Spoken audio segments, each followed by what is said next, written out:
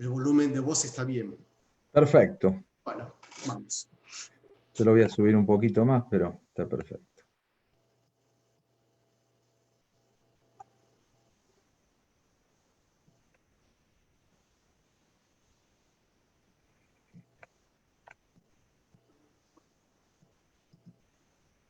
Marco, adelante, bienvenido. Hola, ¿qué Gracias tal? por compartir con nosotros. No, al contrario. Bueno, buenas tardes en Honduras, buenas noches en Buenos Aires. Un gusto estar con ustedes hoy acá.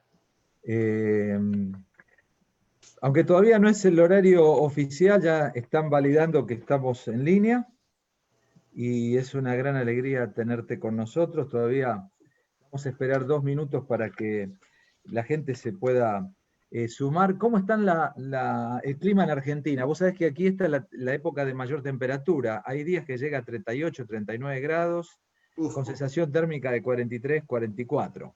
¿Cómo estás allí? No, acá, bueno, hoy está lindo el tiempo, pero de a poquito, digamos, nos estamos adentrando bien al otoño, así que fresco, pero todavía agradable, con temperaturas 13 grados, 15 grados, todavía no por debajo de los 10 grados, así que ¿Y la gente puede salir o todavía está confinada? no, está confinada, poco se puede salir a hacer compras o ir a la farmacia. Los papás los fines de semana pueden salir con los chicos a pasear. Yo trato también de aprovechar y caminar un poco, pero lo real es que estamos encerrados en cuarentena, cuidándonos. Bueno, empezamos ahora sí, formalmente. Bienvenido, ingeniero Ricardo Jara, querido amigo. Ricardo es ingeniero agrónomo, empresario, consultor, entre las muchas cosas que tiene, porque ha sido docente de maestrías y ha tenido posgrados en distintos lugares. Sí me impresionó mucho el currículum o la cantidad de actividades desarrolladas más con el área social, del tercer sector, lo que se llama así, ¿no? Responsabilidad social. Ha sido presidente de la Confederación de la Sociedad Civil hasta 2018 y actualmente integra la mesa ejecutiva de la sociedad civil en Red, en Argentina. Ha sido presidente del Foro del Sector Social de 2013 y 2015, presidente de Solidagro, una entidad sumamente conocida, miembro del Foro de Habitantes a Ciudadanos y del Foro de Convergencia Empresarial. Y una cosa bien valiosa para mi gestor de la red, Nutrición 10, Hambre Cero. Eso muestra mucho tu preocupación social y tu preocupación en el desarrollo de las personas, ¿no? No importando la clase social, no importando el origen, sino la potencialidad que tiene cada ser humano, el hecho de poder sacar lo mejor de ellos para tener una vida que tenga propósito. Marco, bienvenido. Bueno, muchas gracias. Gracias por la presentación, pero mira, antes de arrancar me gustaría compartir con la audiencia dos confesiones. A ver. Así estamos íntimos. Mira, la primera confesión es que en realidad, más que los méritos, estoy acá hoy con Pablo porque somos amigos, y escuchen bien, desde hace casi 50 años. Nosotros nos conocimos en 1971, así que medio siglo, y bueno, la verdad que ha sido una amistad muy linda a lo largo de todos estos años, así que te agradezco, Pablo, que me hayas tenido en cuenta. Y la segunda confesión es que seguramente los que están viéndome ahora en pantalla y habrán visto la foto del anuncio dirán, no es la misma persona, tiene más canas, más arrugas, usa anteojos, habrá sido efecto de la cuarentena y el encierro, y no. La verdad que esa foto que creo que por compasión Pablo subió en el anuncio es una foto de hace 12 años, así que, bueno, me viene bien de todas maneras para empezar a hablar de dos temas que me gustaría compartir con ustedes, que es, por un lado, la amistad, los afectos, y por otra parte, el paso del tiempo y cómo hacer para sobrellevar bien el paso del tiempo. Así que, para resumirlo en dos palabras, creo que necesitamos una vida que tenga calidad y que tenga calidez. Así que, bueno, la idea es compartir con ustedes conceptos prácticos, más que reflexiones, conceptos prácticos, herramientas, ejercicios que les ayuden en estos momentos complicados, difíciles de la cuarentena, poder de alguna manera empezar a ejercitarnos para lo que se viene. Así que si te parece, Pablo, vamos a empezar a compartir con la audiencia una breve presentación que hice, pero que contiene algunos gráficos que creo que son bien útiles para empezar a entender este concepto del Ikigai, que muchos lo habrán escuchado, pero para otros es totalmente nuevo. Mako, antes de proyectar o mientras voy buscando las transparencias, tengo una pregunta para vos. Contanos un poco de tu biculturalidad, porque vamos a hablar del Ikigai, que es una palabra de origen japonés, y vos naciste en Argentina. Sí, sabes que a mí me gusta definirme como un híbrido entre samurái y gauchito Gil. Porque tengo las dos cosas. He estudiado a fondo los patrones culturales de Japón y lógicamente por haber nacido en Argentina tengo todos los patrones culturales de los argentinos, de los latinoamericanos, y creo que esta convivencia, esta convergencia de dos culturas me ha permitido de alguna manera tratar de utilizar o aprovechar lo mejor de cada una de las culturas. Bueno, no sé si ya ves la pantalla, pero tengo colocado un cisne negro. Sí, bueno, vamos a arrancar con el concepto del cisne negro, que seguramente también muchos deben conocer, ¿no es cierto? Cisne negro es una teoría de una persona nacido en el Líbano, pero nacionalizado americano, que se llama Nassim Taleb, y que de alguna manera planteó ya hace mucho, en el año 2007, una teoría que dice que ocurre muy cada tanto lo que se llama cisnes negros, que son sucesos totalmente inesperados, pero que tienen un enorme impacto y que cuando ocurren determina tales cambios que se genera un antes y un después. Y Nassim Taleb ejemplifica como casos de cisne negro, por ejemplo, la Primera Guerra Mundial, la gripe española, la gran gripe española que se llevó un montón, millones de muertos, la revolución de Internet, como otro cisne negro, y más recientemente el atentado a las Torres Gemelas. Han sido siempre episodios que eran inesperados, pero que generan un antes y un después. Vamos a ver la siguiente, porque justamente mucha gente, incluyéndome, consideramos esta pandemia del coronavirus como un cisne negro, y sin embargo, el mismo Nassim Taleb considera que no es exactamente un cisne negro porque el coronavirus es algo que era previsible de alguna manera. Quizás no las consecuencias que estamos sufriendo, pero era previsible. Entonces se habla de un rinoceronte gris, como un animal mucho más grande, más pesado que el cisne y que tiene claroscuros, que no es ni tan blanco ni tan negro, ¿no es cierto? Ahora, lo real es que el coronavirus nos ha cambiado el mundo, para bien o para mal, y esto me parece que es un tema a definir bien en qué cosas podemos trabajar para que vivamos en un mundo mejor, más sustentable, con mejor ambiente, etcétera, y que mucho de eso del futuro va a depender de lo que hagamos cada uno de nosotros. Así que, bueno, lo que tenemos en estos momentos son un montón de preguntas, dudas, qué va a pasar, qué vamos a hacer, etcétera, pero una pregunta clave es cómo darle sentido a nuestras vidas.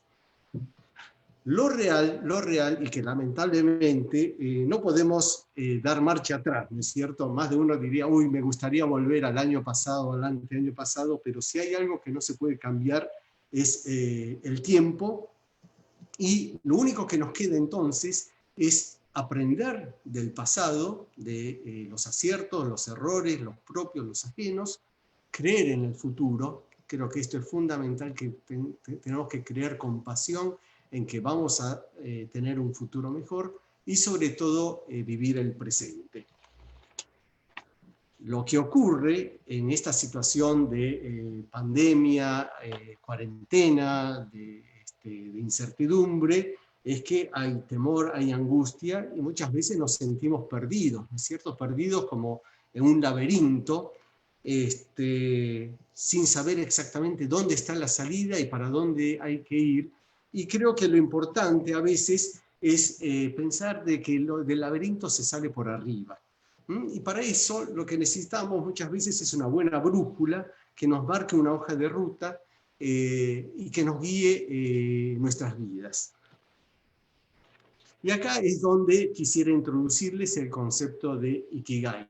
Seguramente muchos de ustedes escucharon hablar de Ikigai. Es un concepto milenario en Japón, pero que de alguna manera en Occidente se ha puesto de moda, por decir de alguna manera, hace pocos años, cuando dos españoles, que se llaman Héctor García y Francesc Miralles, viajaron a Japón para investigar un poco qué es lo que hace que la vida, los japoneses sean tan longevos. Y bueno, estuvieron investigando varios meses en la isla de Okinawa y a partir de ahí han compilado una serie de herramientas, métodos, etcétera, que llevan a lo que es el Ikigai y que me gustaría explicar a continuación de una manera muy sencilla, que es que puede definirse Ikigai como el punto de confluencia entre lo que te gusta hacer, lo que sabes hacer bien, lo que el mundo necesita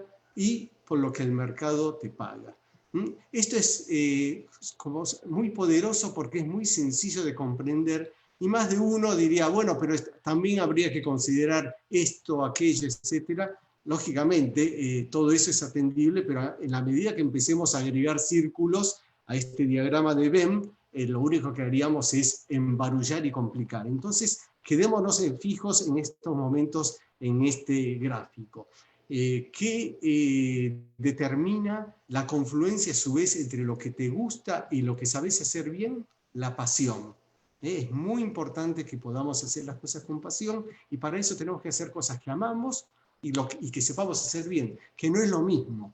No es lo mismo porque, por ejemplo, a mí me puede encantar comer bien, pero soy un desastre cocinando. De hecho, mis amigos saben que no soy capaz de hacer ni un huevo frito. Entonces, si me propongo ser cocinero, estaría perdido. Ahora, si a vos te gusta la comida y a su vez cocinás bien, bueno, quizás ser un chef, un buen chef, sería la pasión de tu vida. ¿Se entiende este concepto de la importancia de combinar las dos cosas? Te puede encantar jugar al fútbol, tanto Pablo como en la secundaria como a mí nos encantaba jugar al fútbol, pero ninguno jugábamos como para poder ser profesionales, entonces no hubiésemos, por más que nos encante el fútbol, de acuerdo que era fanático de Independiente y debe seguir siendo, pero bueno, si nos dedicásemos profesionalmente a jugar al fútbol, seguramente hubiésemos fracasado. Creo que me gustaría que con estos dos ejemplos todos comprendan la importancia de la pasión y de dónde surge la pasión. Después tenemos lo que nos gusta y lo que el mundo necesita. Y cuando digo el mundo necesita, me estoy refiriendo también a la comunidad donde vivimos, al barrio, a los vecinos, no necesariamente el planeta. Y si vos estás haciendo lo que te gusta y a su vez eso es lo que tu comunidad, tu barrio, tu calle, el mundo necesita, esto te determina la misión. Vamos a la parte de abajo. La confluencia entre lo que vos sabés hacer bien y lo que el mercado te paga te determina tu profesión.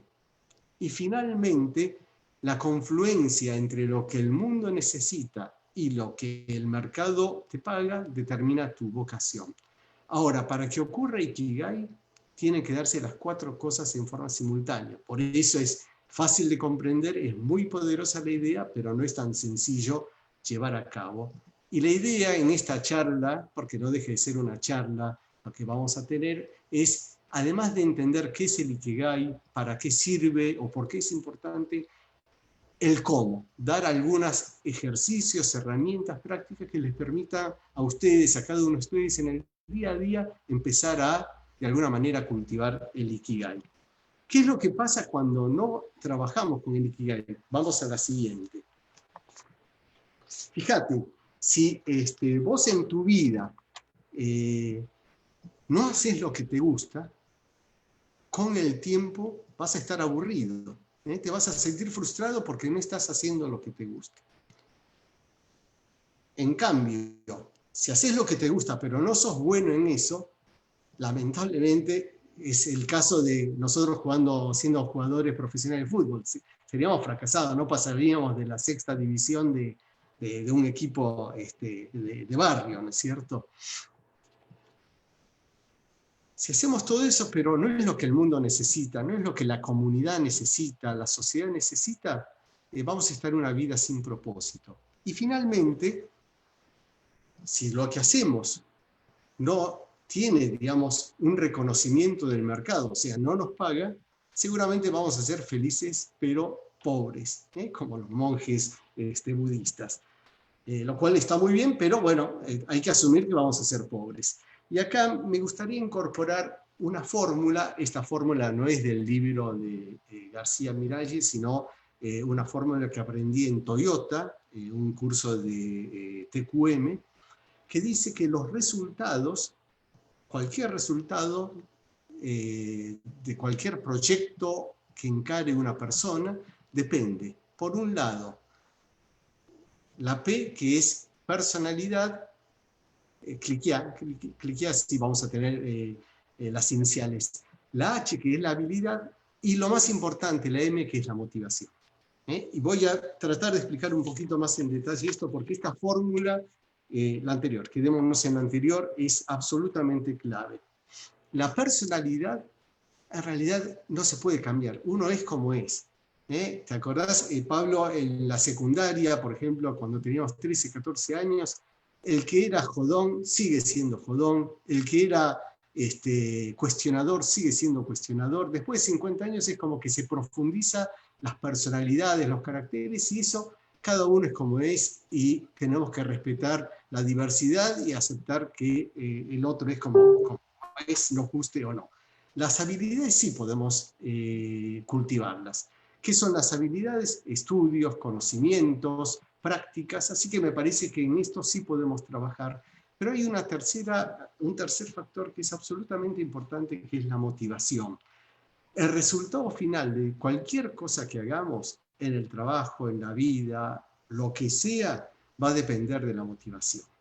Y acá voy a introducir un nuevo concepto, una fórmula que no está escrito acá para no confundirlos, pero es una teoría que se llama teoría de Bloom, que dice que la motivación a su vez está conformado por dos factores. Una multiplicación entre el valor, o sea, el valor percibido de lo que vamos a hacer, y las expectativas, es decir, la factibilidad, la probabilidad de éxito. Entonces, por más que el valor sea extraordinario, sea monetario o lo que sea, anímico, lo que sea, si la factibilidad, la posibilidad de llevarla a cabo es muy baja, la motivación va a ser baja.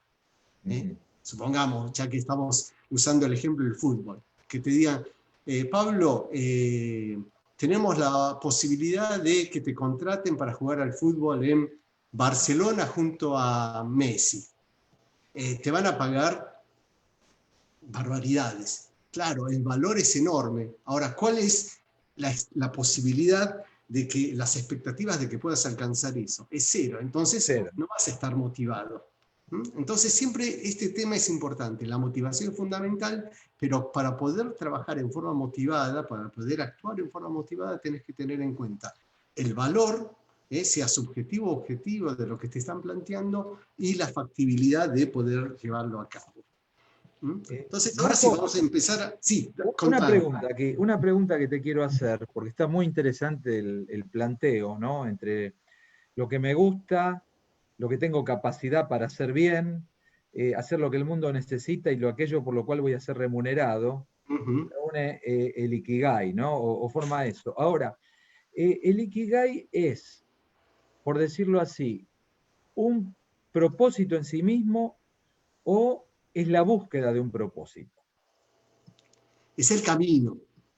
Es el camino. Es el camino. Es el camino. Vos sabés que, a ver, me voy a escapar un poco de la charla, pero todos buscamos la felicidad, ¿no es cierto? Ahora, la felicidad no es una cosa absoluta e inamovible, es un camino, ¿no es cierto?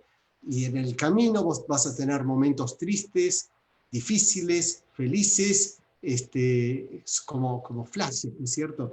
Sabés que a Goethe le preguntaron si había sido una persona feliz y dice, no, no, fui una persona muy feliz. Dice, ah, bueno, ha tenido una vida sin problemas, sin preocupaciones. Dice, no, no, tuve problemas y preocupaciones absolutamente todas las semanas, simplemente estaba, digamos, tenía la motivación para irlo resolviendo y disfrutar de los buenos momentos.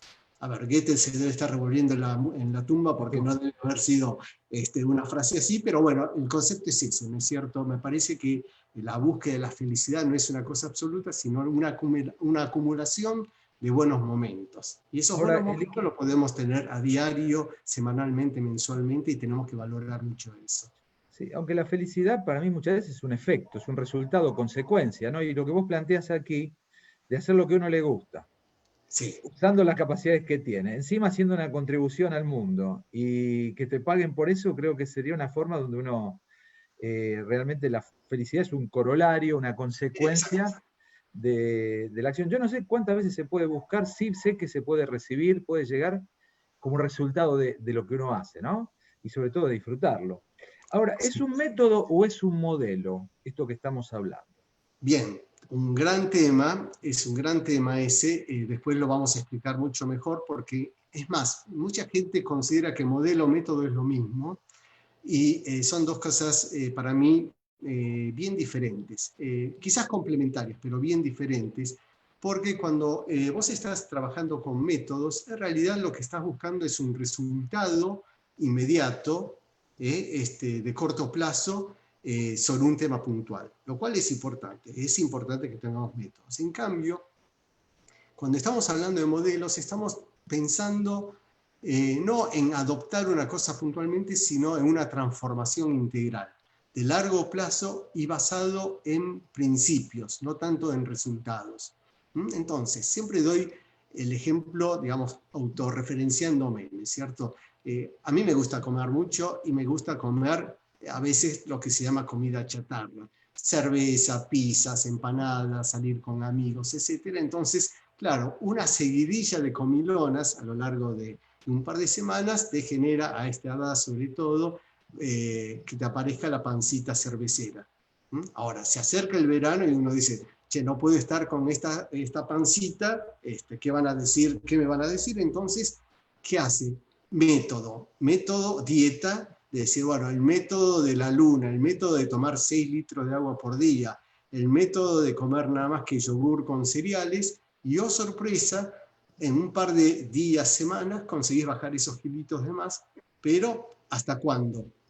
Hasta que volvés a comer, ¿no es cierto? Entonces, ese es un método. ¿Cuál sería el modelo? Incorporar una alimentación saludable a lo largo de toda la vida, tener buenos hábitos, hacer ejercicios, comer muchas frutas, hortalizas, etcétera, etcétera, y entiendo que ese es el modelo de vida saludable. A veces, me reconozco a mí mismo, no es fácil llevarla a cabo, pero después, si bien vamos a explicar más en detalle el tema modelos y métodos, tengan este ejemplo como válido y cada uno va a empezar a pensar, bueno, ¿qué es un método, qué es un modelo? Justamente, hablando de fútbol, parece una charla de hombres, porque estamos siempre hablando de fútbol, pero cuando vos tenés un partido, ¿no es cierto?, y el equipo rival es muy ofensivo y juegan mejor que vos, el director técnico dice, che, todos atrás, vamos a hacer un planteo tipo 6-2-2, o sea, todos atrás a aguantar el partido, a tirar la pelota afuera, hacer tiempo, pegar patadas, etc. Y es el método para tratar de salvar ese partido. Por el contrario, si el equipo contrario es muy débil, decís, hoy vamos a jugar a hacer goles, entonces haces un planteo mucho más ofensivo, tipo 4-2-4. Esos son métodos válidos que el director técnico tiene que definir en cada partido. Ahora, ¿cuál es el modelo? El modelo es un club que, por ejemplo, le dé prioridad a las divisiones inferiores. Entonces, sabe que el futuro del club y de cada uno de los equipos que surge de las inferiores, y bueno, ese es un modelo virtuoso de cómo hacer grande a un club a partir de las inferiores. Estamos hablando de dos cosas diferentes. Uno es método, el otro es modelo. No sé si quedó claro. Perfecto. ¿Y querés que sigamos con la próxima Dale, transparencia? dale, sigamos. Está excelente la diferencia porque es importante. Nos quedamos que es un camino, que ese camino que la felicidad va a ser resultado de la combinación de estos 4 elementos. El Ikigai va a ser producto de los 4 elementos que hablamos, hacer lo que nos gusta, lo que hacemos bien, nuestra contribución al mundo y nuestra remuneración, por llamarlo de algún modo, el reconocimiento de lo que hacemos, y que no es un método, no es una cuestión resultadista, es más bien un modelo, un estilo de vida, digamos, hacia el cual uno apunta. Vamos Exacto. al siguiente, y perdón, me gustó mucho. Alcanzar eso necesitas métodos, herramientas, prácticas, etc. Excelente, y muy bueno lo de Brum que mencionaste, que la Sí. motivación es producto de 2 cosas, el impacto que tengas sobre tu vida, algo, y las expectativas de concretarlo, ¿verdad? Que Así eso es. también es un elemento nuevo. Bien. Adelante. Bueno, García Miralles plantea, y creo que es el gran valor de estos autores, una serie de ejercicios prácticos, muchos de ellos cotidianos, para poner una puesta de valor en el presente. Como les comenté antes, lo único que tenemos para vivir es el presente. El pasado, bueno o malo, es como que ya pasó, es el famoso pasado pisado, y el futuro todavía no llegó y que nosotros tenemos que construir a partir de las oportunidades, etcétera, pero podemos imaginar, programar, planear, pero todavía no llegó. Lo único que tenemos es el presente, y de ahí que es tan importante trabajar en el ahora, aprendiendo del pasado y creyendo en el futuro, pero básicamente viviendo el presente. Entonces, bueno, ahí en ese gráfico figuran algunos de los ejercicios, son 35, lógicamente vamos a trabajar sobre unos pocos, tal vez los que considere más importantes, pero entre otras cosas es muy importante que tengamos vocación, que tengamos sueños, que tengamos ambición, y que no nos pongamos autolímite y decir esto no es para mí, es difícil, no es posible, sino estar de alguna manera perseverando para conseguir los imposibles, entre comillas, que en realidad son perfectamente posibles. Otro tema importante, que les hice el comentario con el tema de la dieta y los hábitos saludables, es tratar de incorporar a lo largo de toda la vida, durante toda la vida, nuevos hábitos positivos, y también identificar, y esto es muy importante, identificar claramente las cosas que no te gustan. O sea, más que pensar en las cosas que te gustan, que son fáciles de decir, me gusta esto, esto, esto, esto, de pronto no le damos suficiente tiempo a pensar qué es lo que no nos gusta o nos incomoda, y tratar de irlos sacando de nuestras vidas. Las cosas que son tóxicas, las personas negativas, las actividades que no nos gustan, no nos forcemos, y directamente me parece que es importante que tengamos que irlos erradicando de nuestras vidas. Y eso es muy importante.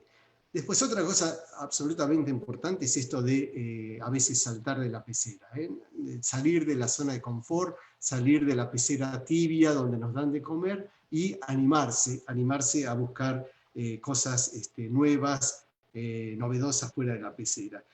Y otro tema que es muy importante es que en la diaria, en las cosas por hacer diariamente, incorporemos las cosas que, aunque no sean urgentes, sean importantes. Sobre esto voy a profundizar un poco cuando les dé las herramientas, pero sí quería dejar planteado el tema.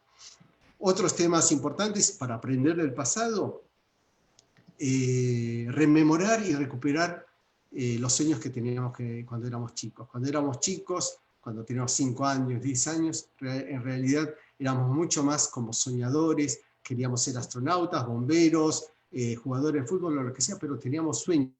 No nos poníamos los imposibles, no nos poníamos límites, y de alguna manera me parece que aún nosotros tenemos que de alguna manera recuperar esa niñez. Y después anclarnos con las cosas las que nos fue bien, en las que tuvimos éxito, no para vanagloriarnos, no para mandarnos la parte, sino para que eso actúe como el combustible para pensar hacia adelante, ¿no es cierto? Eso me parece que también es importante. Y también una cosa que nos pasa, a mí me pasa mucho, es que a veces estamos haciendo un montón de cosas a la vez y me parece que es importante concentrarnos en hacer una cosa bien a la vez y no estar con esta multitarea, este multitask que a veces nos lleva a este mundo, esta modernidad líquida. Así que esas son las cosas que me parece que hay que tener en cuenta. Y para eso me gustaría, y antes de pasar a las ideas fuerzas, podés ir avanzando, este concepto, esta historia digamos, de qué pasa con los pescadores cuando no pueden salir a pescar porque en ese día hay tormenta, el mar está revuelto, etc. No se quedan mirando la playa lamentándose, uy, no puedo pescar, voy a perder plata, sino que aprovechan esos días para arreglar las redes. Y digo esto teniendo en cuenta justamente que en muchos países estamos todavía con el tema de la cuarentena, encerrados, tal vez preocupados, pero creo que es un muy buen momento de tener que estar en las casas quietos, cuidándonos, para empezar a tejer redes. Así que quería dejarles esta figura de los pescadores para tener en cuenta. Y ahora sí, vamos a algunas ideas fuerzas que nos permiten empezar a entender el cómo. Hablamos del qué es el Ikigai, para qué sirve, por qué es importante. Ahora me gustaría compartir con ustedes algunos cómo. Bueno, la primera idea fuerza, evitar los falsos imposibles. Hay cosas que efectivamente en la práctica son imposibles, pero lo que ocurre es que muchas veces nosotros nos autoinfringimos los imposibles y eso es lo que hay que evitar. El tema del feedback continuo, qué nos gusta, qué no nos gusta, qué dejar, qué seguir, qué comenzar. Permanentemente estar haciendo feedback. Adelante. Esto, ¿no? Tener el foco de buscar lo que nos gusta y a veces para orientarnos, tratar de definir qué es lo que no nos gusta. Saltar de la pecera, me parece que esto es fundamental. A cualquier edad me parece que hay que ser innovador y escaparle digamos, a las zonas de confort. Emular lo bueno, me parece que está bueno imitar, aprender de las cosas y de las personas exitosas que hicieron bien y lejos de tener envidia, a veces dice sana envidia. No, la envidia está mal siempre. Sí me parece que es muy piola aprender de ellos, de ser posible tenerlos como mentores, etc. Después, sigamos. Evitar lo falso. Eso lo vimos. El haiku. Bueno, acá les voy a hacer un comentario y seguramente dentro de la audiencia tendremos algunos amigos y amigas que nos están viendo. Haiku es un estilo de poema japonés de muchos años, que existe desde hace siglos, y que es una combinación de 3 versos de 5 sílabas, 7 sílabas y 5 sílabas, o sea, en total 17 sílabas. ¿Y qué es lo que tiene de bueno el haiku? Primero que es muy fácil, o sea, cualquiera, desde un chico a un adulto, puede hacer haikus y compartir emociones, sensaciones en forma poética a través del haiku. Y en estos momentos, con un grupo de amigos, de entrañables amigos con quienes viajamos a Japón hace 2 años, estamos compartiendo todos los días haikus desde que empezó la cuarentena y llevamos más de 400 haikus intercambiados. Muy divertidos, algunos mostrando lo que nos pasa todos los días, algunos cotidianos, otros pensando en el futuro, evocando, a veces enojándonos por la situación, pero la verdad que nos está ayudando mucho a sobrellevar estos momentos bravos de estar encerrados. La próxima. Despertar el niño que llevas adentro, creo que de eso hablamos, vamos a seguir un poquito más. Rememorar y de alguna manera autopremiarnos con las cosas que hicimos bien. El mapeo de amigos, esto es fundamental. Yo creo que si hay algo que después de muchos años queda como un tesoro, como un capital propio, son los buenos amigos, los afectos. Así que, bueno, muchas veces nos olvidamos, sobre todo de los amigos de la primaria o de la secundaria. Claro, han pasado 30, 40, 50 años y nos olvidamos, pero me parece que es muy importante recuperar eso, ¿no? Y ahí con los amigos pasa una cosa rara, no sé si a vos te pasa, Pablo, con las amigas, la biología es muy extraña porque mientras que nosotros los varones decimos que ya tenemos 60 años, las mujeres siguen todavía con los 50 y pico, los 40 y pico, así que me da la sensación que ahí la ciencia y la biología funcionan de una manera diferente, ¿no? Bien, chance aparte, el otro tema es la retrospectiva. Seguramente muchos habrán escuchado, y si no les recomiendo, anótense el discurso que dio Steve Jobs en la Universidad de Stanford, un discurso extraordinario, no por la locución, porque es más, Steve Jobs lee el discurso, así que no es ni Churchill, ni Perón, ni ninguno de los grandes oradores de la historia, pero el contenido de ese discurso, te digo que vale, recontra vale la pena verlo 1, 2 y 100 veces, y justamente ahí plantea la importancia de encontrar los puntos, los hitos, los dots, connecting the dots, dice Steve Jobs, que han sido determinantes en tu vida. Y es muy importante hacer esa retrospectiva, acordarte de cuando eras chico, cuando eras adolescente, cuando eras joven, cuando eras un poco más maduro o muy maduros, como estamos siendo nosotros, y ver cuáles fueron los hitos que determinaron un antes y un después, que nos cambiaron la vida. Ese es un ejercicio bárbaro. Y otra herramienta que me parece que en estos momentos viene bárbaro es cada tanto, señores, señoras, hacer una dieta digital. Estamos invadidos de mensajes, WhatsApp, videos, que esto, que lo otro, y creo que está bueno cada tanto, entre otras cosas, dejar de ver los noticieros que nos llenan de estrés, angustia, etcétera, y dedicar también una parte importante de estos días que tenemos que estar cuidándonos en casa para relajarnos, leer un buen libro, escuchar buena música, que puede ser desde Beethoven a los Redonditos de Ricota, lo que sea, pero escuchar, tocar instrumentos, leer, escribir, cocinar, me parece que, ya les digo, yo no sé cocinar ni un huevo frito, pero para la gente que le gusta cocinar es una muy buena manera de hacer esta dieta digital. Night Shift, ¿de qué se trata?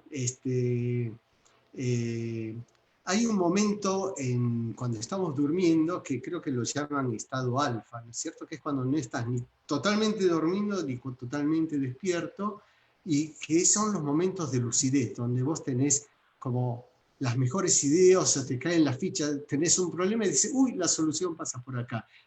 Así que bueno, tratar de aprovechar mucho estos momentos de lucidez, se dice ser un onironauta, ¿no es cierto? O sea, navegar en los sueños. Sigamos un poco más.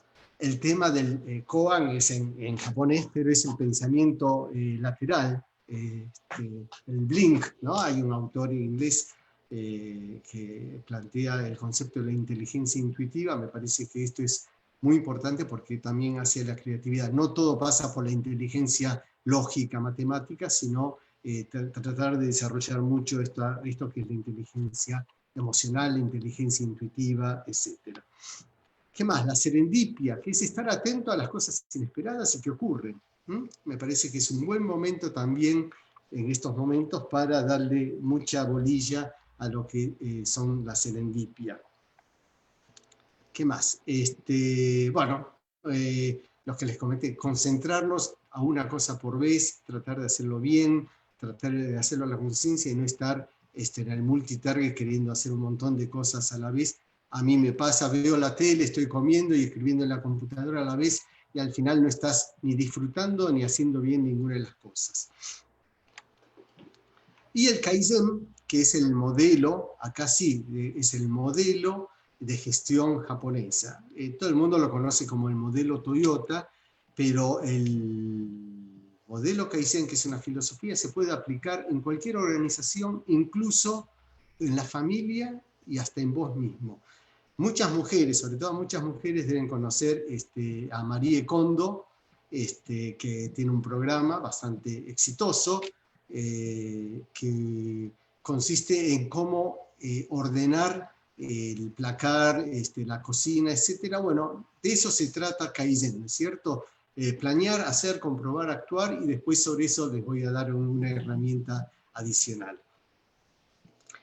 Y antes de pasar a las herramientas, me gustaría compartir la historia, la leyenda de este gatito. No sé si, Pablo, hasta acá tenés alguna pregunta o querés refrescar o... No, creo que estamos disfrutando todos de lo que vas exponiendo, aprendiendo. Bueno, Realmente la variedad de herramientas, eso que quiero subrayarlo, ¿no? Que el cómo aplicar esto, cuál es la forma de unir esos 4 puntos que vimos. Pasa por hacer estas cosas. Mucha gente quiere que las cosas le sucedan sin hacer nada. tal cual, Pero, tal pero de cual. algún modo, si uno no ejercita esta idea fuerza que vos pones, es muy probable que la persona siga estando donde está y mirando desde lejos cómo el tren se le va en lugar de subirse a él, ¿no?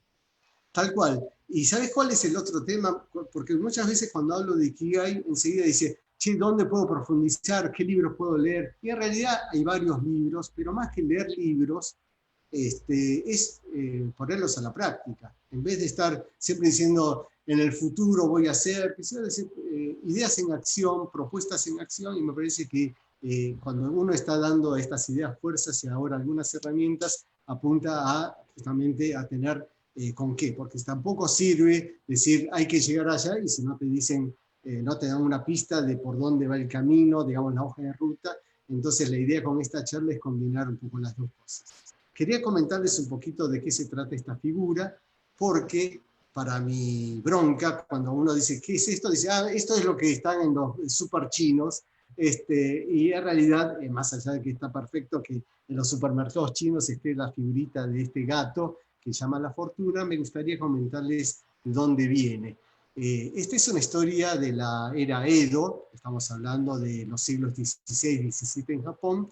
Se dice que en el medio del bosque había un monje budista muy pobre, muy pobre, muy austero, que vivía con su gatito, en realidad gatita porque se llama Tama, y un día de tormenta, de esos tormentones tropicales que se cae el mundo abajo, aparece perdido, totalmente despistado, un mercader muy rico tratando de protegerse de la tormenta. Entonces, este mercader se mete abajo de un árbol grande, viejo, y de pronto ve a la gatita Tama diciendo, vení, vení, que es el gesto que está haciendo con la mano, no está diciendo bye bye, está diciendo vení, vení. Y el mercader, como le llama la atención, dice, a ver, ¿qué querrá? Da un par de pasos y brum, cae un tremendo rayo que incendia y destruye todo el árbol y salva a este mercader de morir carbonizado. Entonces, en gratitud a eso, el mercader le regala a la gata, bueno, la gata supongo que se lo debe haber dado al monje, un montón de monedas de oro, y por eso desde ese momento que queda esta figura del gato que llama, como el gato que llama la felicidad y la fortuna. Así que bueno, el Ikigai también es un poco eso, ¿no es cierto? Es cómo podemos hacer para llamar en nuestras vidas las buenas cosas, ¿no es cierto? La fortuna amplia, no la fortuna monetaria, sino la fortuna del afecto, el amor y los buenos momentos. Bien, hablamos, Pablo, me preguntabas el tema de ¿es modelo o es método? Y bueno, me gustaría comentarles que justamente el modelo apunta a la transformación, mientras que el método apunta a la adopción puntual de cosas que sirven, que son útiles, pero que son momentáneas. Entonces, eso hace que los modelos trabajen básicamente sobre los principios, sobre lo que queremos hacer, lo que somos, sobre los valores, mientras que en el método se buscan los resultados. Es el 4-2-4, el 6-2-2, etcétera, del fútbol, o las dietas que uno hace para bajar los 5 kilos por culpa de la pizza y de la cerveza que lleva encima. Entonces, eso lleva a que un método sea cortoplacista, en 2 semanas, en 15 días, en un mes, en un año, pero tengo que resolverlo, mientras que el modelo es a lo largo de toda la vida, o de lo que nos quede de la vida. los métodos son independientes. Yo hago esto, pero para buscar lograr este objetivo, pero en realidad es una cosa totalmente independiente, mientras que cuando uno trabaja sobre modelos, estás trabajando en la interdependencia de todas las actividades que haces vos contigo mismo, y a su vez en la interdependencia con los otros. Acá creo que el valor es buscar la interdependencia con los pares, los prójimos, con la sociedad, y los modelos exitosos, virtuosos, ya sea de un gobierno, de un país, etc., es cuando apunta a una buena interdependencia entre las distintas personas que forman parte de esa comunidad. Entonces, finalmente, los modelos son integrales, porque buscan esto, la transformación en el largo plazo y basada en los principios, mientras que los métodos son parciales porque es simplemente adoptar en el corto plazo algunas herramientas muy útiles, muy valiosas, pero en búsqueda de resultados. Así que creo que este cuadro ayuda a eso. Y esto también es importante, es el modelo SMART. Habrás escuchado, Pablo, seguramente en tus cursos y en tus charlas también los debes usar, que decís, bueno, me propongo hacer esto, quiero tener este objetivo, esta meta. Bueno, no es salir a hacer lo que se nos ocurre sin ninguna planificación, sino que antes tenemos que hacernos las siguientes preguntas, que son específicos. Anda haciendo clic que te van a aparecer las preguntas, o sea, el qué. ¿Qué es lo que queremos hacer? ¿Qué es lo que buscamos? ¿Cuánto? Darle un valor, índices, el cómo, acá con esto del Ikigai y los ejercicios que estamos compartiendo, es un poco también mostrar el cómo y si es posible, con qué, que sean realistas. Volvemos al tema de la motivación. ¿Cuándo hay buena motivación? Cuando es factible, cuando es realista, cuando es realizable. Cuando te dicen, mira, tenés que jugar al lado de Messi, lo borras porque no te da ninguna posibilidad, entonces no te genera motivación. Y cuando uno tiende a posponer, y también a mí me pasa, o sea, yo todas estas cosas lo digo no porque las cumpla, sino justamente a partir de mis propias falencias. Nos cuesta mucho a veces ponernos las pilas y ponernos a hacer, sino que tendemos a posponer. Entonces, listo, me viene muy bien esto, que es los cuadrantes de Covey, que indica que cualquier persona, lógicamente, lo primero que vas a hacer son las cosas importantes y urgentes, que son atender una crisis, que si hay un incendio, no vas a andar pensando, a ver, ¿qué voy a llevar? ¿Qué va a pasar después del incendio con mi casa? No, vos tenés que agarrarlo así como estás y salir a la calle. Cuando tenés, nosotros que trabajamos en empresas, fechas tope, hay que presentar el balance, hay que presentar el informe, no vas a andar discutiendo cómo, qué sé yo, sino simplemente tenés que cumplir. Así que de más está decir que lo importante y urgente es lo primero que tenemos que hacer. Ahora, ¿qué es lo que pasa? En general, la gente se dedica a lo importante y urgente y después se dedica a las cosas no importantes. Interrupciones, llamadas telefónicas, distracciones, consultas que no van ni para un lado ni para el otro, y como termina ya el día cansado, finalmente terminás haciendo cosas que ni son importantes ni son urgentes. Actividad de escape, te quedás frente a la tele haciendo zapping, viendo, bailando, escuchando chistes, pavadas, qué sé yo, bueno, viviendo la vida de otro, viviendo la vida de otro, no viviendo tu propia vida. Entonces, lo más importante acá cuando uno planifica, hace un plan to do, es incorporar indefectiblemente cosas que son importantes aunque no sean urgentes. Y sobre esto tenemos que trabajar, y parte importante del Ikigai es trabajar sobre las cosas no urgentes pero importantes, como que, por ejemplo, planificar qué es lo que queremos hacer, etcétera, prevenir en estos momentos, sobre todo prevenir la salud, prevenir que estemos todos bien. Las relaciones, asigno enorme importancia a las relaciones, de no juntarse con gente tóxica, de cuidar a los amigos, de mapear, de abrazar a la familia, a los amigos, etc. Me parece que todo eso es muy importante.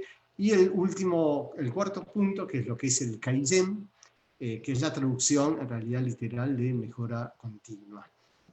La mejora continua no se logra, o sea, no se mejora de un día para otro 100%, sino que es paso a paso. Sigamos. Bien, y una muy buena herramienta, quizás un método que se puede usar para planificar, para desarrollar la creatividad, para organizar cosas, etcétera, son los mapas mentales. Esto también es una cosa que tiene décadas, es de un inglés que se llama Tony Buzan.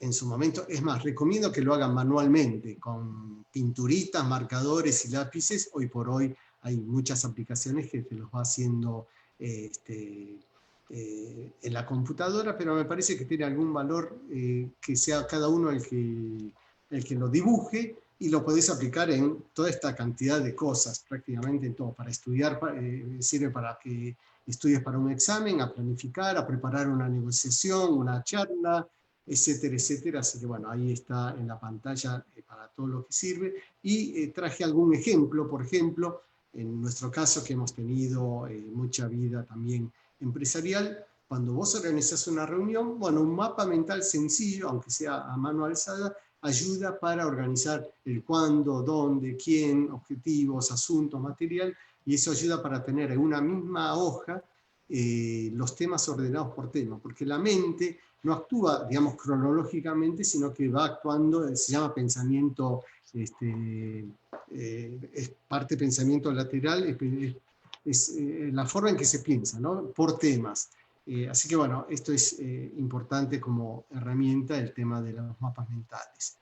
Y ahora vamos a comentar un poquito sobre el modelo Toyota o el Kaizen. En realidad el autor, el que introdujo todo este modelo, es un americano. Por eso a mí siempre me gusta decir tecnología occidental, ética oriental. Los japoneses han inventado pocas cosas.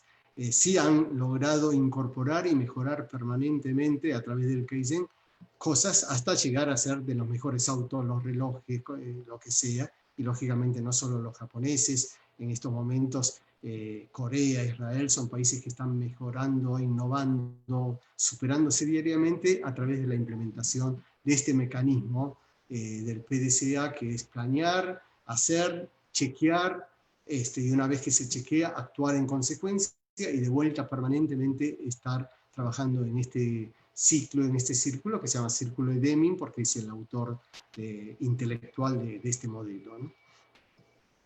La próxima. Estos son las 5S. Este sí es un método, prácticamente el punto de partida del modelo Kaizen, absolutamente indispensable, y que, como les comenté antes, lo podés aplicar hasta en tu propia casa, en tu familia, en una empresa chica, grande. Así que sáquense de, no es imposible porque es de Toyota, ¿no? ¿Qué es?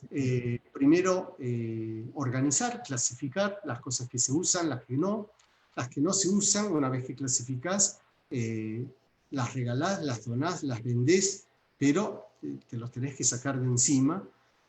Una vez que clasificás y organizar, te dedicás a ordenar, porque no es lo mismo, sabés que sirven, pero si no sabés dónde está, estamos en la misma. En Japón se consideraba una empresa que cualquier cosa que busques tenía que aparecer en 30 segundos. En 30 segundos era el tiempo para definir si, dónde estaba, y era el indicador si estabas implementando bien el Kaizen o no. Y digo, se utilizaba porque en los últimos años que hemos estado visitando con un grupo de empresarios para estudiar justamente el modelo Kaizen, algunas empresas han bajado ese tiempo a 6 segundos. Wow. 6 segundos. Es como que decir, che, ¿dónde está tal bibliorato? Allá. ¿Dónde está tal máquina? Allá. Eso es impresionante, y eso se logra a través de la aplicación de las 5S. Tercero, limpiar. El tema de la limpieza, sobre todo en la cultura japonesa, la puntualidad, la limpieza es absolutamente fundamental. Luego, estandarizar, o sea, tratar de tener normativas, manuales, etcétera, como para transformar esto en una metodología permanente y que no dependa de un jefe o del papá que dice, sino que vaya quedando, digamos, de alguna manera de generación en generación a lo largo del tiempo. y para eso tener disciplina, o sea, mantenerlo en el tiempo. Y esto de vuelta, como el PDCA, permanentemente se da vuelta hasta que vas logrando diariamente la mejora continua. En el caso de proyectos, y esto no es japonés, sino que es americano, recomiendo mucho la implementación del Design Thinking. Esto también lo podés implementar en temas familiares, en tu vida propia, pero que parte de la empatía. En cualquier equipo de trabajo, lo primero que tenés que generar es la empatía, es el primero comprender para luego ser comprendido, quinto hábito efectivo de Covey, y a partir de esa empatía, de ese espíritu de equipo, bueno, a partir de ahí recién crear, prototipar, esto es muy importante, generar, no de golpe hacer grandes cosas, sino hacer pequeñas pruebas, testear, buscar el feedback, está bien, está bueno, preguntarle a la gente de confianza, y si está bueno, implementar, y si no, volver atrás y volver a definir, idear, prototipar. Este tipo de ciclos virtuosos son muy importantes. Y finalmente, en esta parte de herramientas, lógicamente esto llevaría horas, y me parece que no tenemos horas, sino unos pocos minutos.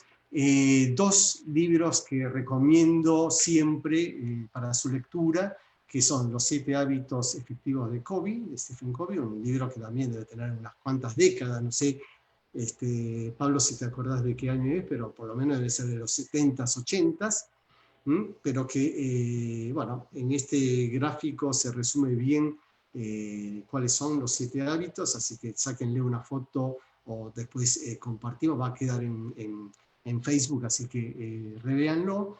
Y el otro libro que para mí fue fundamental, que trabajé mucho sobre esto, es un libro del MIT, de un autor que se llama Peter Senge, que plantea la importancia de esta quinta disciplina, que es tener pensamiento sistémico.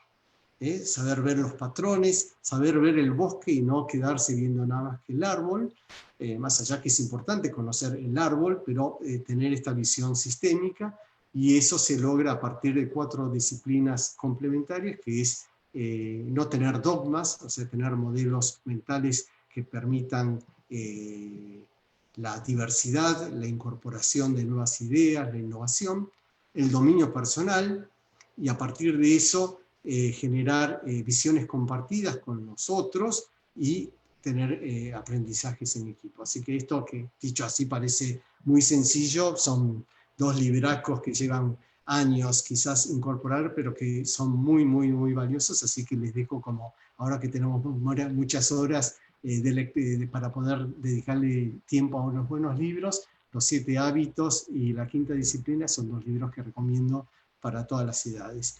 Y finalmente me gustaría terminar con esto que estos autores españoles llaman pomposamente las 10 leyes del Ikigai.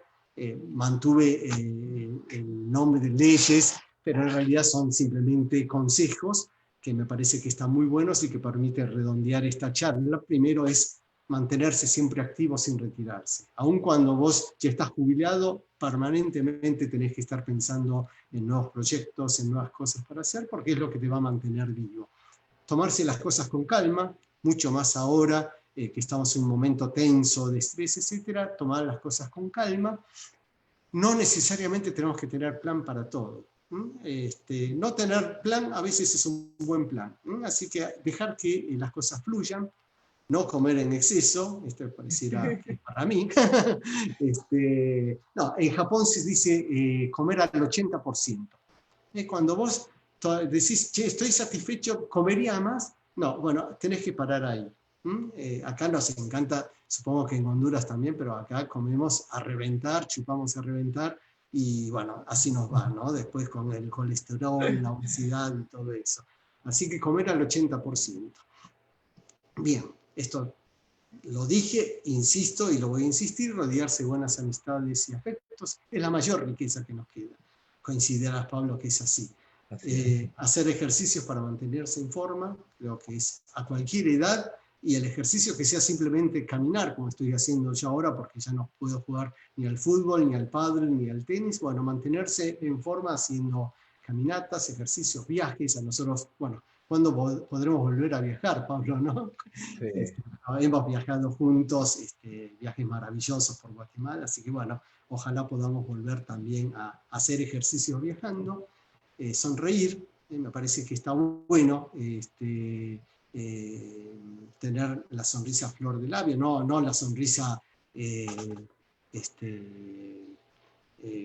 ¿cómo te puedo decir? Falsa, ¿no? La sonrisa genuina, reconectarse con la naturaleza, más que nunca, me parece que tenemos que cuidar el planeta, la casa de todos, ¿no? Como dice el Papa, que es el planeta. Ser agradecido, creo que independientemente si uno tiene mucho o poco en lo material, la vida nos ha dado la oportunidad de tener mucha riqueza afectiva, espiritual, y tenemos que estar agradecidos con todo eso.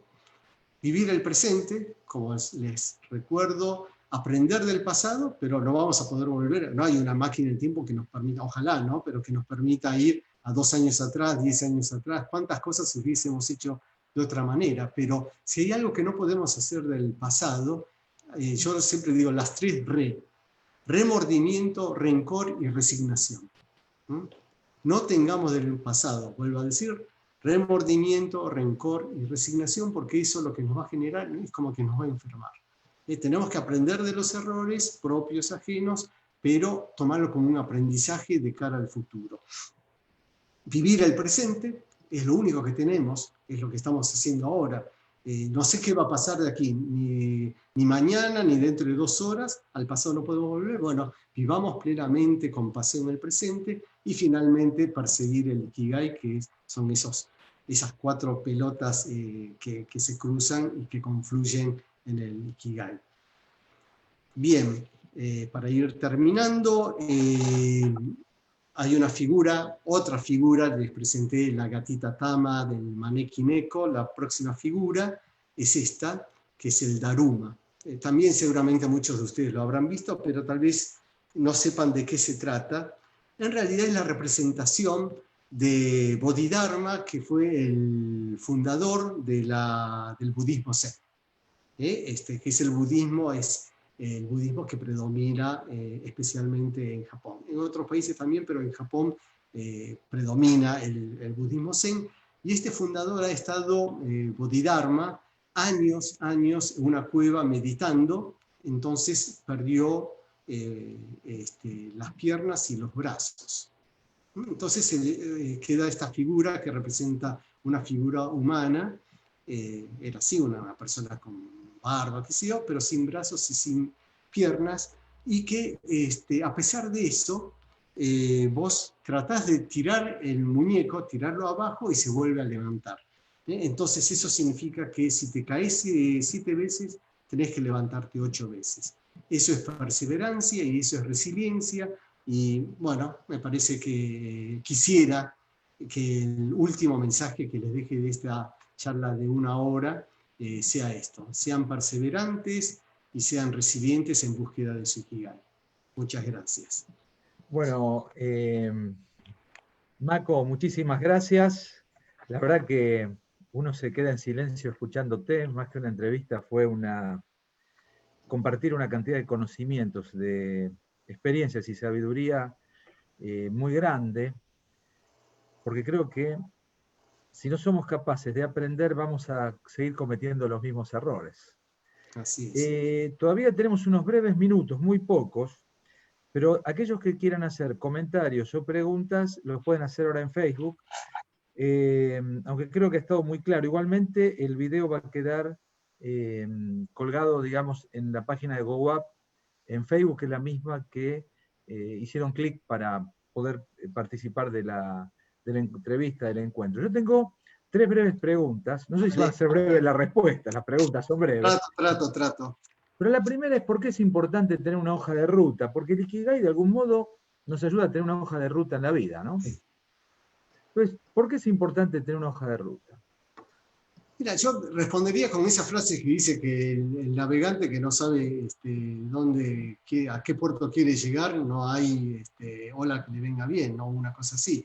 Me parece que es para estar ordenados, tener vocación, tener sueños, etcétera, tenés que tener como firme esto, ¿no? ¿Qué no te gusta para evitar hacerlo y qué es lo que te gusta para tratar de profundizar? ¿En qué sos bueno? Para tratar de seguir mejorando en eso, y en qué sos malo para tratar de disimularlo o no meterte en eso. Así que en ese sentido me parece que el tema de la hoja de ruta ampliamente entendida está siempre bueno tener. Incluso ahora que hablabas de debilidades, no hacer lo que uno realmente no le gusta, me hace pensar en que hay un alineamiento, ¿no?, entre las fortalezas, que está entre lo que sabes hacer, y quizá lo que te gusta, con las oportunidades, que es tu contribución al mundo y lo que el mundo necesita, ¿no?, y lo que te van a remunerar. Ahora, ¿cómo funciona el Ikigai en tiempo de crisis?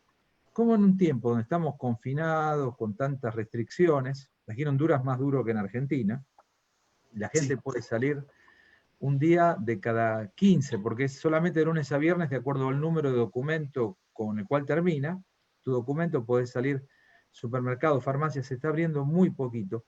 ¿Cómo vivir este Ikigai cuando el entorno es hostil, digamos? Sí. Mira, a ver, vos sabés que yo estas charlas de Ikigai las vengo dando desde hace algún tiempo, y me pareció que en estos momentos de pandemia era más necesario que nunca. Primero porque una situación, y ojo, a todos nos está pasando, no es que a mí me resbale, todo el tema, toda esta situación me genera a mí también estrés, preocupación, angustia, incertidumbre, pero me parece que son estos momentos difíciles donde más tenés que trabajar en vos mismo, porque si no, lo que va a ocurrir es que empezás a buscar culpables. ¿Mm? Y creo que es un buen momento para asumir responsabilidad más que buscar culpables. Siempre vamos a encontrar culpables y probablemente algunos sean más culpables que otros, pero sería un facilismo grande para nosotros, una evasión, empezar a decir, me está yendo mal o no puedo hacer nada por culpa de la situación, la pandemia, etcétera, etcétera. Y creo que, por el contrario, es un muy buen momento para concentrarnos y trabajar en estas herramientas. Hay un autor, lo es súper estudiado, que es Peter Drucker, el gurú prácticamente de todo el management moderno, que dice que hay que visualizar el futuro a través de las oportunidades. Y bueno, tener, digamos, FODA personal, ¿no? ¿Cuáles son las fortalezas que uno tiene, las oportunidades a partir de esas fortalezas, las debilidades y las amenazas? Bueno, no deja de ser una cosa muy vinculada al Ikigai. Por eso a mí me gusta como hacer un macheo de lo oriental y lo occidental, porque hay mucha sabiduría en las dos cosas. Y de hecho, el concepto del sentido de la vida, hay un autor muy, muy importante, que es Viktor Frankl, que vos lo mencionaste, y creo que justamente charlamos sobre eso, que es austríaco, de nacimiento, judío, y que estuvo muchos años encerrado en los campos de concentración nazi. Y ahí es donde de todo ese aprendizaje y ese sufrimiento generó, digamos, toda una serie de teorías, aprendizajes sobre el sentido de la vida, que está, digamos, plasmado en muchos libros muy valiosos, que lógicamente libros con mucho sustento, que a la hora de decir, bueno, ¿qué me recomendás que lea? Lee los libros de Viktor Frankl, por más que no tenga nada que ver con Japón, y son libros escritos también hace décadas, ¿no? Bueno, importantísimo, ¿verdad? Podemos recomendar aquí El hombre en busca de sentido, que es un libro clásico. Ahí hay una frase que me encanta, que dice algo así, lo digo con mis palabras: uno no elige las circunstancias, pero sí elige cómo reacciona frente a ellas, ¿no? Es decir, uno no elige la pandemia, pero elige qué hace con eso. Si lo elige victimizarse, lo toma como una oportunidad de aprendizaje, de maduración, y esto que hablas de la responsabilidad. La última pregunta que tengo es, hay personas que tienen que trabajar en cosas que no les gustan por necesidad. Sí. ¿Cómo pueden acercarse o aproximarse al Ikigai? Es decir, pasar de esa situación, caminar hacia otra donde pueda vivir de aquello que le gusta y que tiene capacidad, que ayuda a los demás y, por supuesto, es remunerado a partir de eso. Sí, mira, no es una pregunta fácil de responder, porque hay que ver por qué razón no te gusta el trabajo. Porque si el trabajo no te gusta, porque el ambiente del trabajo, tu jefe o tus compañeros o lo que sea, son negativos, son tóxicos, ahí la respuesta claramente es aguantá, pero rajate, busca otra salida. Ahora, también ocurre que mucha gente dice, no me gusta este trabajo porque no lo considera digno o que se siente como más capacitado o que debería estar mejor remunerado. Y me parece que ahí sí trabajaría en tratar de hacer cada vez mejor el trabajo y buscar que te guste ese trabajo. Te voy a dar un ejemplo concreto para que se entienda.